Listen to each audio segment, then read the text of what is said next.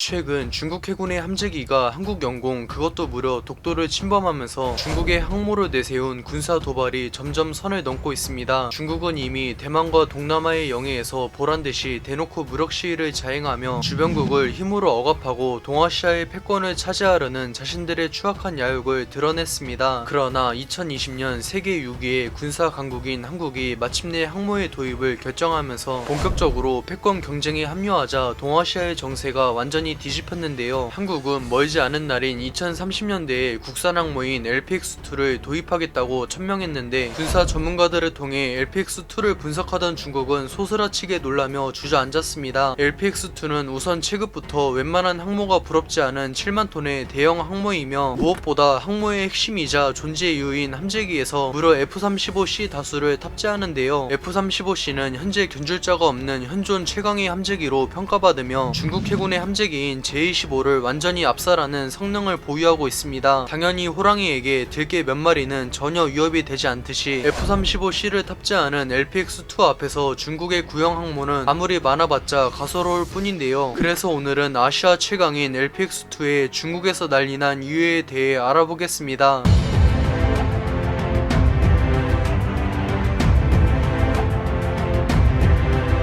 의외로 한국은 이미 1990년대에 항모에 대한 설계와 기술을 확보했는데 이런 특급 기밀 정보를 제공한 나라는 놀랍게도 러시아였습니다. 1994년 소련이 해체되면서 탄생했지만 경제가 어려워 돈이 급했던 러시아는 무려 소련 시절 운용했던 키예프급 항모 2척을 한국에 헐값으로 팔았는데요. 당시 키예프급은 간단한 정비만 마치면 바로 운용할 수 있을 정도로 상태가 매우 좋았으며 한국은 이런 키예프급을 신속히 해체하여 항모의 기술과 설계를 확보하는 데 성공했습니다. 무엇보다 2020년 6월 7만 톤의 퀸 엘리자베스급을 건조한 영국의 바쿡에서 LPX-2의 설계에 참가하여 퀸 엘리자베스급의 기술을 이전하는 것을 제안했는데요. 7만 톤의 대형 항모인 LPX-2는 무려 40대의 F-35를 탑재할 수 있기 때문에 중국과 일본, 인도를 제치고 아시아 최강의 항공모함이라는 타이틀을 보유하게 됩니다. 그런데 한국이 LPX-2를 7만 톤의 대형 항모로 건조할 것이 유력하자 미국에서 캐터펄드 기술을 이전할 테니 F-35C를 도입하는 것을 제안했는데요. 캐터펄드는 증기의 힘으로 함재기를 사출해 이륙시키는 기술이며 오직 함재기의 엔진으로 이륙하는 기존의 스키 점프대 방식보다 훨씬 안전한 방법입니다. F-35C는 A, B, C형 중 가장 우월한 성능을 자랑하지만 캐터펄드를 탑재해야 운용이 가능한데 높은 개발 난이도 때문에 현재 캐터펄드 기술을 보유한 국가는 전 세계에서 미국과 프랑스뿐입니다. 미국은 해외 도입국이 전무한 F-35C의 수출을 위해 캐터펄드 기술을 이전하는 것이며 한국은 어중간한 B형보다 훨씬 우월한 C형을 도입할 수 있기 때문에 매우 합리적인 거래입니다. 무엇보다 LPX-2가 캐터펄드를 적용하게 된다면 해상 조기 경보기인 E2의 운용이 가능해 한국 해군의 전력이 훨씬 막강해지는데요. 하늘의 관제탑인 조기 경보기는 그 나라의 공군 전력을 2배로 상승시킨다 해도 과언이 아니며 세계 10위 안에 드는 공군 강국 중에서 조기 경보기를 보유하지 않은 국가는 전무합니다. 현재 항공모함에 조기 경보기를 탑재한 국가는 아까도 언급했듯이 캐터펄드 기술을 보유한 미국과 프랑스뿐이며 두 국가 모두 E2를 운용하고 있습니다. 한국으로서는 성능에서 한참 뒤처지는 조기 경보 헬기보다 좀 비싸더라도 사실상 함재기의 전력이 2배로 증가하는 E2의 도입이 훨씬 합리적입니다. LPX-2에 조기 경보기를 탑재한다는 것은 단순히 F-35C의 효율이 상승하는 것을 넘어 중국 항모와의 수적 열세를 완전히 상쇄할 수 있으며 이는 한국의 절대적인 우위를 의미합니다. 이쯤 되면 LPX-2는 크기가 약간 작을 뿐 미 해군의 최신 항모인 포드급과 거의 대등하며 당연히 동북아에선 견줄 국가가 없는 아시아 최강의 항모인데요. 중국의 항모 전단은 최근 사고가 연달아 발생하면서 오합지졸로 낙인 찍혔는데 한국이 미 항모가 부럽지 않은 최신 항모를 건조하면서 완전히 망연자실하고 있습니다. 중국의 첫 항모인 랴오닝급은 소련 시절 미 완성된 구형 항모를 우크라이나에서 도입한 것이며 내부 장비를 중국산으로 대체했기 때문에 최신 기술이 적용된 LPX-2와 비교하면 매우 초라한데요. 그나마 러시아의 도움이라도 받은 다른 무기들과는 달리 랴오닝급과 이를 불법 복제한 다른 항모들은 성능과 신뢰성에서 처참하기 짝이 없습니다. 현대전에서 항공모함은 전쟁의 판도를 뒤집을 수 있는 전략 무기로 평가받으며 항모 보유국들 간의 전쟁에선 함재기의 성능이 승패를 결정짓는다 해도 과언이 아닙니다. 그런데 중국 해군의 함재기인 J-25는 4세대 전투기인 수호이 27의 짝 짝퉁이며 추락사고와 결함이 자주 발생하기 때문에 동맹국인 러시아조차 실패작이라고 조롱할 정도입니다. 중국의 제-25는 같은 함재기인 러시아의 미그 29K나 프랑스의 라팔보다 한참 열세이며 당연히 함재기 중 유일한 스텔스기인 F-35C에겐 일방적으로 학살당할 뿐입니다. 하물며 현존 최강의 함재기인 F-35C와 조기 경보기까지 탑재한 LPX-2에게 구식 함재기인 제-25와 조기 경보 헬기가 전부인 중국 항모는 아무리 많아봤자 가소롭기 짝이 없는데요. 거기다 2030년대쯤엔 신의 방패인 이지스함에서도 최강으로 평가받는 세종 대왕급 6척과 한국형 이지스함인 KDDX 6척이 합류해 항모 전단을 편성할 계획입니다. 중국으로서는 엄청난 피해를 강요하는 LPX-2의 존재 때문에 한반도를 포기할 수밖에 없으며 이는 중국의 목표였던 동아시아의 패권 장악이 물거품이 되었다는 것을 의미합니다. 90년대까지만 해도 한국 해군은 2차 세계대전 때 건조한 플래처급이 주력이었지만 이제는 국산 항모를 건조하면서 세계에서도 손꼽히는 군사 강국으로 당당하게 올라섰습니다. 시청해주셔서 감사합니다. 즐거운 저녁 보내세요.